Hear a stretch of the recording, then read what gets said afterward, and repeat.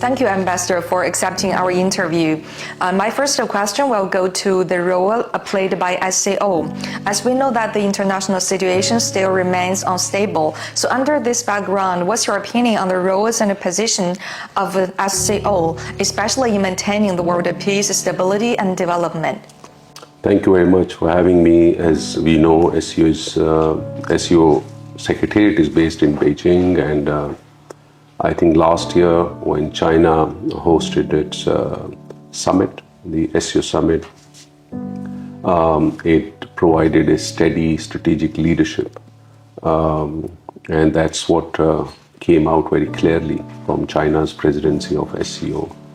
It also helped strengthen political trust, which is very important in these very uncertain times. Other than that, China was also able to advance practical cooperation in many areas. So we have seen in recent years, and China has been at the forefront, and that is to inject more and more development momentum in the SCO arena. So I think what the SCO provides in these complex developments and the geopolitical uncertainty is stability and predictability, and also a great degree of institutional maturity. That's what I would say. Mm-hmm. And China has finished its rotating presidency of the SCO for 2024 to 2025. So how would you evaluate China's role and position during this period? And last year, the SCO Summit was held in Tianjin. I know that you also attended there. Among all the outcomes, what impressed you most?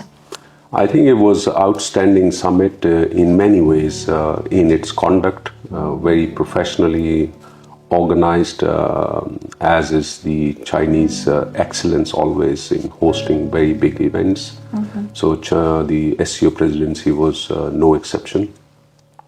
Also, I think despite geopolitical pressures, China was able to demonstrate unity among the SCO countries, and that was reflected in the outcome documents that were adopted by the summit. Also, I think China was able to also walk the talk, in the sense that China announced as part of chairman's initiatives establishment of 6 centers, and that focus is very clear. It is development oriented, it is people centric, and it is aligned with the 15th 5-year plan that is coming. So out of the 6 centers, we can see that it is focused on digital, green, and education, more skill development. So I think these are new drivers of economic growth going forward.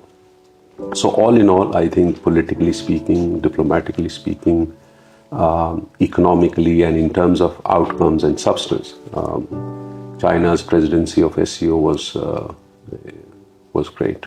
Mm-hmm. Yeah, you mentioned the green development. Actually, this is also very important for many countries now. And last year, after the Tianjin Summit, the China SCO Green Industry Cooperation Platform was established in Tianjin.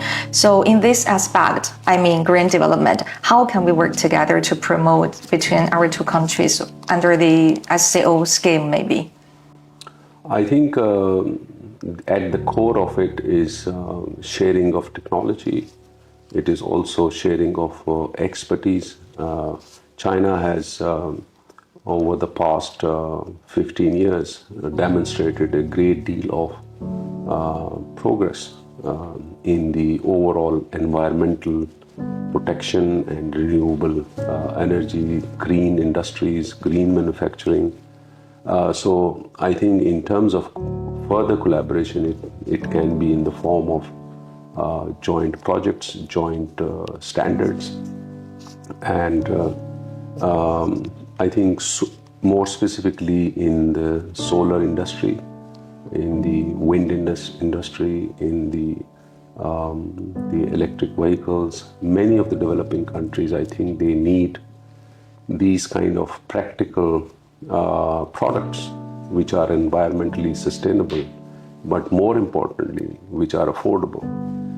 So this is what I think two-wheelers, three-wheelers, four-wheelers, but also batteries, lithium batteries, and charging stations, the whole infrastructure related to electric vehicles. But beyond that also, as I said, solar panels, but developing countries, I think they need to work with China to be able to attract Chinese enterprises to assemble and manufacture some of these solar panels in their countries, and also to have the ability to store the electricity that is generated from solar panels and to store them. And there are now solutions available.